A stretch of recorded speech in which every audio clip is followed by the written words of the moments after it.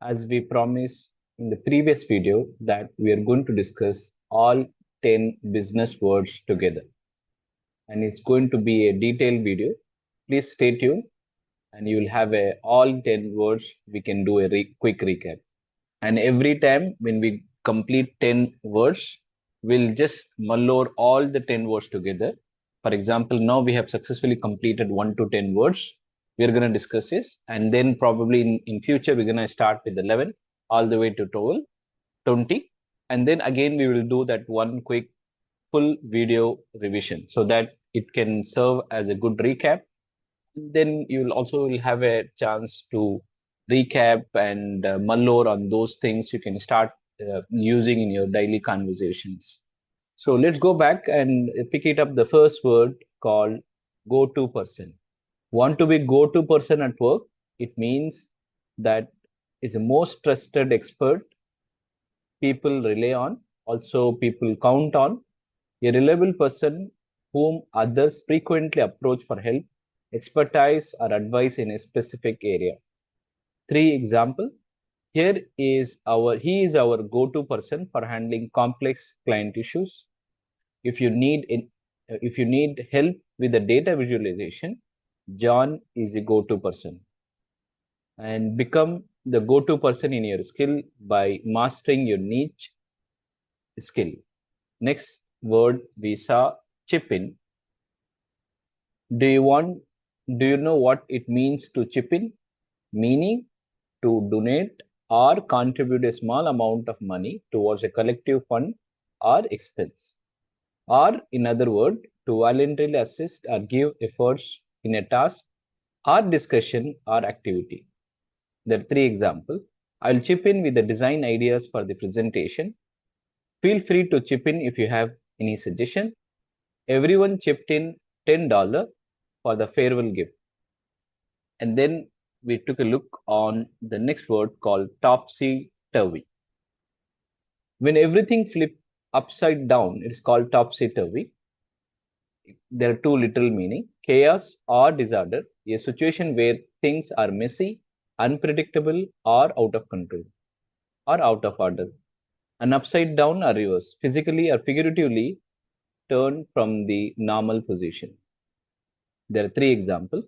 After the new system rollout, our workflow went topsy-turvy. The market has been topsy-turvy since the sudden regulation change. And we discussed about tariff in the previous video. And our travel plan turned topsy-turvy after the flight cancellation. And then the next word we saw, Hobson choice. Like a menu with only one dish, you choose it or go hungry. It's called Hobson choice. Right? You don't have any alternate choice or multiple choice. It's called only single choice called Hobson choice. No real choice, only one option is available. A supposed choice where all alternatives lead to the same outcome. There are three examples. It was a Hobson choice to accept a contract or walk away. Our vendor gave us a Hobson choice, take the price increase or find a new supplier. For fresh graduate, unpaid internship were often a Hobson choice.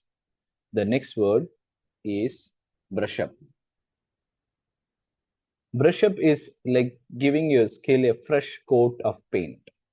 Fresh coat of paint also is a phrasal word, meaning fresh view, fresh perspective, fresh paradigm, and all. To improve or refresh existing knowledge or skill. To review and practice something to regain proficiency. There are three examples. I need to brush up on my Excel skill before the workshop. She brushed up her presentation technique before the big pitch, meaning big stage. They are brushing up on safety procedure ahead of the audit. And then the next word, the sixth word, we saw brush off. Like sweeping away a notification, but it's someone idea, or in other word, it's someone idea. There are two meaning. To casually dismiss something without giving it proper attention or concentration, or to deliberately ignore or avoid a person, a suggestion, or problem. The three examples. She brushed off the complaint, saying it wasn't important. He brushed off question about the delay in the project. My cousin brushed off my suggestion without even reading it. And then the Murphy law, which is often been quoted when it comes to risk management.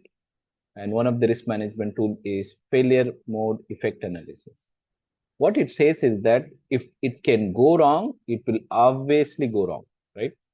If you think that something go wrong, according to Murphy's law, it says that it will go wrong. Probably, for example, probably right before your big presentation, if you're not prepared enough mentally, physically, and all that, probably it can go wrong.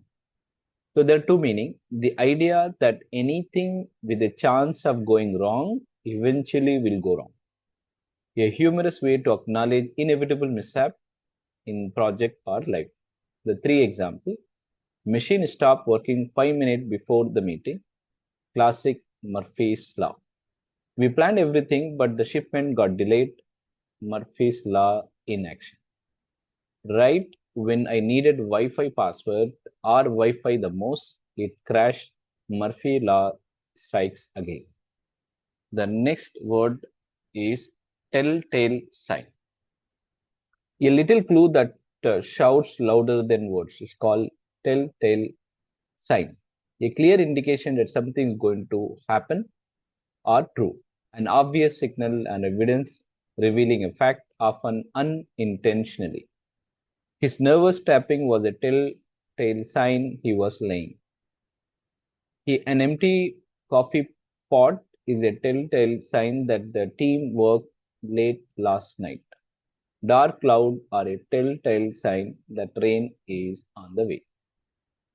The next word we saw, Bergson paradox. Sometimes your data lies, it's your own fault, how you group it and all that. And it's a statistical illusion where two variables seems negatively related, but actually they're not negatively related when you see them separately, right? Because of the selection, because of a selection bias or bias sampling. In other words, misleading correlation caused when you only look at the filter subset of data. There are three examples. Surveying only successful startup may falsely suggest that working long or hurt success.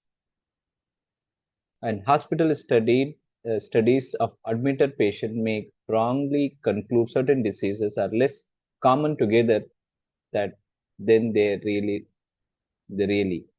In hiring, if you only interview top candidate, you might think technical skill and communication skill are negatively related. But actually, like the person who has a strong technical skill can also have a strong communication skill, right?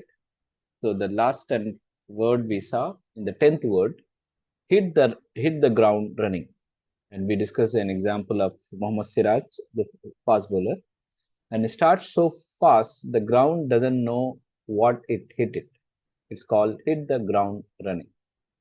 Begin a task, a project with immediate energy and efficiency. Start something quickly and effectively without needing warm-up time.